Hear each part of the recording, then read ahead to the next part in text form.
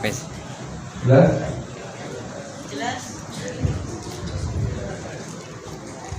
Semoga apa yang kita lakukan malam ini mendapatkan keridhaan dari Allah Subhanahu wa taala dan dicatat dijadikan amal sholih ingkang makbulan kagem kula panjenengan sedaya. Lan mugi-mugi napa ingkang dados harapan kula panjenengan sedaya, keinginan kita semua, keperluan kita semua, hajat dunia, hajat akhirat, bibarakatil majlis ini Allah ridha, Allah ridha, Allah ridha dan Allah Allah. Allahumma amin. Alhamdulillah hadirin rahimakumullah. Di dalam sejarah safari maulid, insya Allah ini nanti kita pulang agak awal ya, karena sudah dibatasi jam 10 harus selesai. Nah kalau jam 10 harus selesai, 9:04 tutup. Nanti ada 45 menit kalau ada ramah tamah, kalau tidak ada pulang atau parkir ya. Dan termasuk salah satu majelis yang syahdu di antara rangkaian safari maulid yang 3 tahun yang lalu, ini yang paling syahdu. Rodo peteng kali. Ibu-ibu tidak ada lampunya tuh nggak? Syahdu. Semua insya Allah ini yang terbaik bagi kita semuanya, dan Allah takdir ini juga yang terbaik untuk kita semuanya insya Allah. Allahumma amin. Awal tadi saya masuk masjid, ada satu yang agak berbeda di atas kita ini. Ini saya wakili jenengan semua untuk minta kepada panitia. Panitia ini nanti boleh diambil enggak? Tak tanya panitia sih, jawab jenengan. Panitia ini boleh diambil enggak? Tapi besar rebutan nggih. Mangke bakdo acara rampung niki dipendet setunggal-setunggal damel jimat beto wangsul.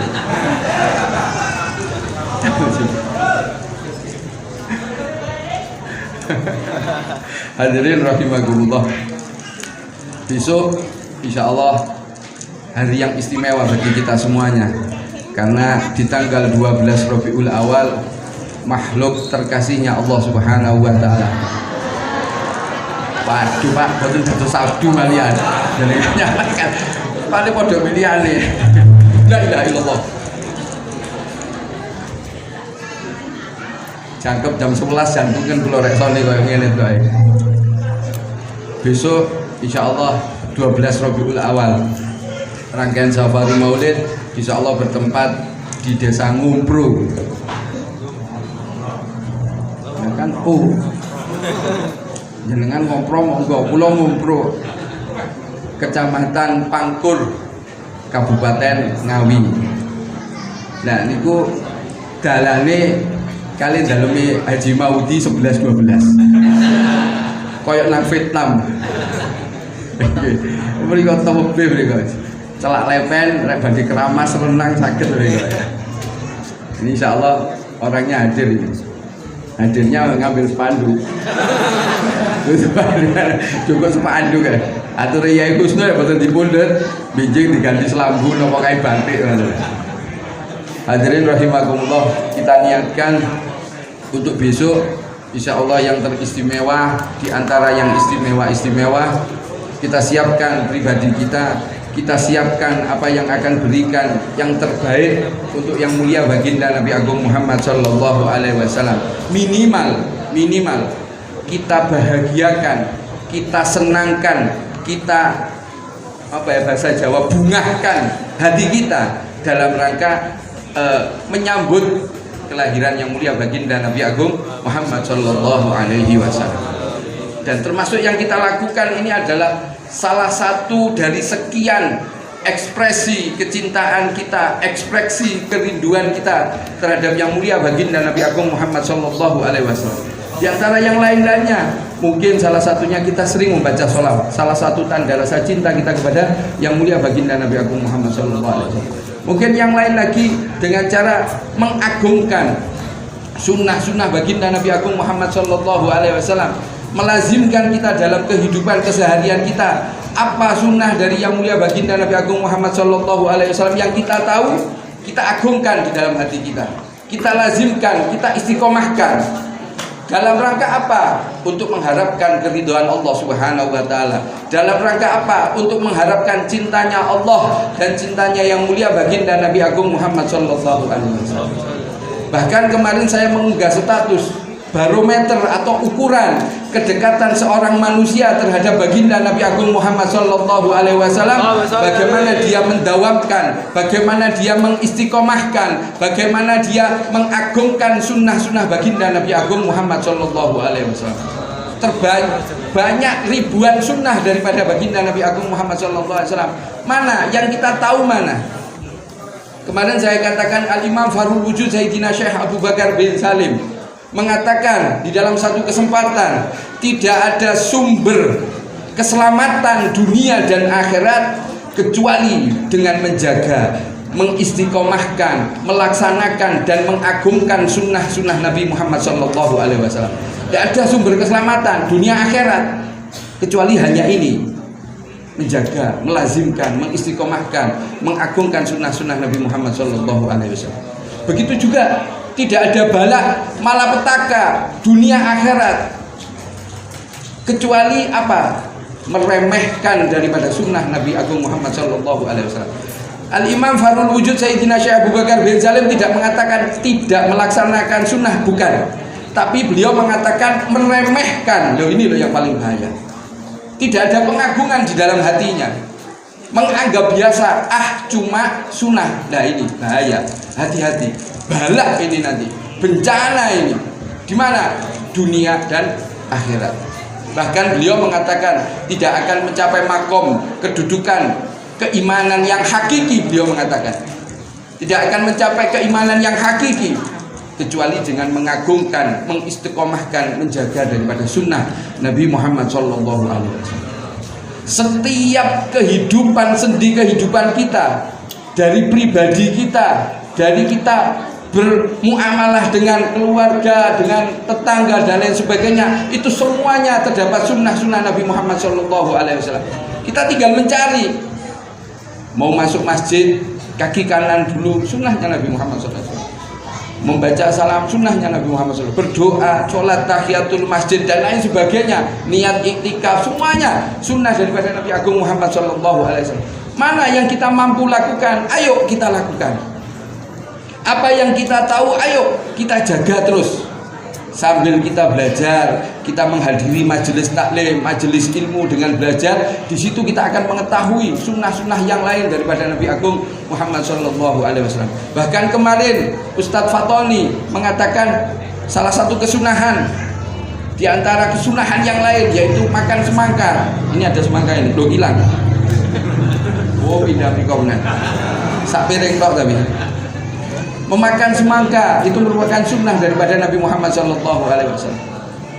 Akan tetapi ada salah seorang sahabat, Abdullah bin Umar, itu beliau mengatakan saya tidak mau makan semangka. Loh, kenapa? Ini sunnahnya Nabi Muhammad. Ya betul sunnahnya, tapi saya tidak tahu cara makannya Nabi Muhammad SAW ketika makan semangka ini bagaimana. Kalau guru saya menjelaskan apakah dikerokoti atau dibelah jadi dua langsung dimakan atau bagaimana. Abdullah bin Umar tidak tahu, makanya dia tidak mau makan semangka. Kenapa? Khawatir tidak sama persis dengan Nabi Muhammad SAW. Itulah istinya para sahabat. Mereka semuanya ingin menyontoh benar-benar persis dengan apa yang dilakukan oleh baginda Nabi Agung Muhammad SAW. Bahkan Anas bin Malik, sahabat Anas bin Malik yang diserahkan oleh ibunya dalam usia 10 tahun kurang lebih.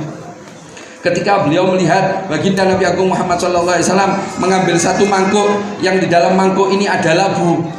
Banyak kemarin saya tanya, ini labu apa walu? Beliau mengatakan walu. Wallahu a'lam. Nanti saya tanya lagi, cari literaturnya. Kalau yang saya pahami itu labu. Labu niku napa nggih? Nggih labu nggih. Mboten maksud kula labu niki sing dawa ijo niku lho. Napa Gus? Labu siam. Sing dawa niku lho. Niki bakul niki. Kula tangan bakul subure niku. Labu. Nggih pola wis labu ngoten ae. Ketika itu Nabi Muhammad SAW menggerakkan jarinya di dalam mangkuk ini untuk mencari labu terus dimakan. Saking seringnya makan, Anas bin Malik mengatakan di dalam dirinya bahwa mulai saat ini saya suka dengan labu. Kenapa? Karena Nabi Muhammad SAW suka dengan labu.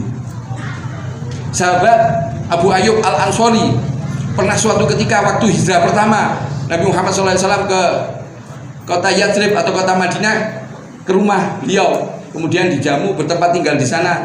Suatu ketika keluarga daripada sahabat Ayyub Abu Ansori ini menyajikan satu makanan.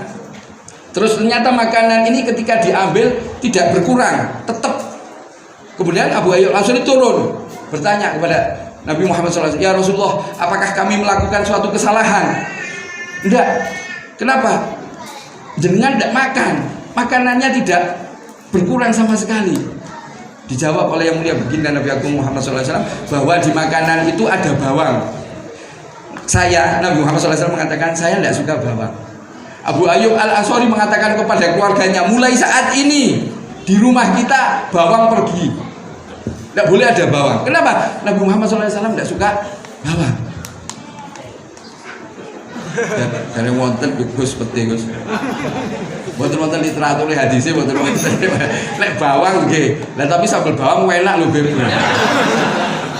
Loh, pertanyaan itu pernah saya tanyakan kepada guru saya. Loh, Beb, terus bagaimana? Kayak sambal bawang sama tempe terus nasinya hangat gitu, bagaimana? Guru saya mengatakan, itu kan makanan, tidak apa-apa, makan setelah itu dibersihkan. Kuncinya dibersihkan ini tadi, agar tidak mengganggu tetangganya. Ya, dibersihkan. Hadirin rahimakumullah. Sahabat pengen persis dengan Nabi Muhammad SAW, mulai dari cara makan, mulai sampai semuanya pingin seperti Nabi Muhammad SAW. Nah, kita umatnya yang kemarin dikatakan kita ini sebelum diciptakan sudah dirindukan, sudah dicintai oleh Nabi Muhammad SAW. Apakah kita tidak punya keinginan untuk menjadikan diri kita ini mirip, mencontoh semua hal perilaku daripada yang mulia baginda Nabi Agung Muhammad SAW. Ada salah satu nasihat yang diberikan oleh guru saya. Ternyata di dalam nasihat itu ada satu hikmah yang sangat besar. Ketika itu beliau berkata kepada saya, kalau antum selesai baca surat Yasin, antum baca doanya.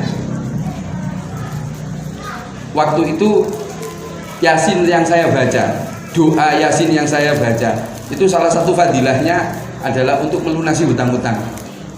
Waktu itu saya terima dari guru saya diberi buku Yasin tahlil itu oleh beliau, dan itu ada doanya tentang apa, melunasi hutang-hutang. Saya tidak mau bahas hutang di sini.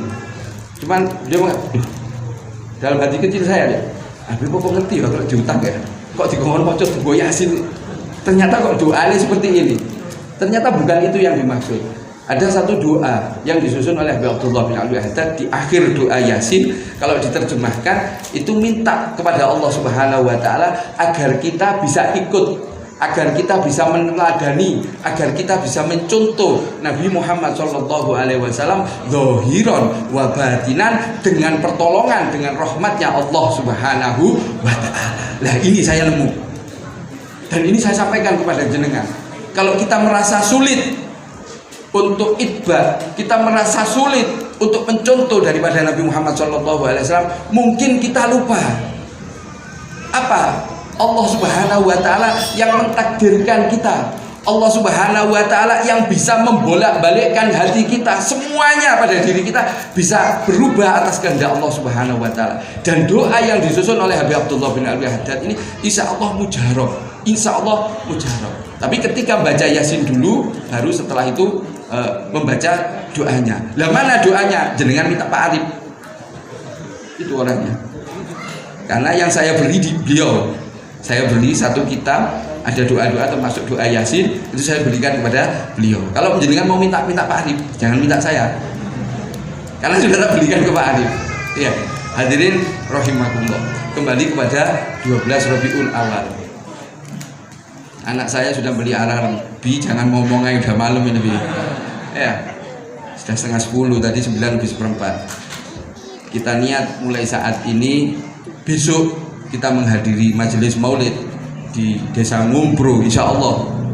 Semoga Semoga kita semuanya ditakdir, dimudahkan langkah kita untuk dapat menghadiri majelis tersebut dengan dasar takwa kepada Allah wa Rasuli, dengan dasar mahabbah, cinta kepada Allah dan cinta kepada Nabi Muhammad sallallahu alaihi wasallam. Dan semoga kelak kita semuanya dikumpulkan bersama yang mulia baginda Nabi Agung Muhammad sallallahu alaihi wasallam di surganya Allah Subhanahu wa taala. Dan semoga kita semuanya akhir hayat diakhiri dalam keadaan husnul khotimah, husnul khotimah, husnul khotimah. Dan semoga kita semuanya diberikan kemudahan, kelancaran, diberkahi kehidupan kita dunia, insya Allah dicukupi seluruh kepentingan kita, keperluan kita di dunia dicukupi oleh Allah Subhanahu wa taala, insya Allah. Allahumma amin. Banyak kekurangan, banyak kesalahan, ucapan yang tidak pas menyinggung di hati para jemaah, saya pribadi mohon dimaafkan lahir dan batin. Wal afu minkum. Wassalamualaikum warahmatullahi wabarakatuh.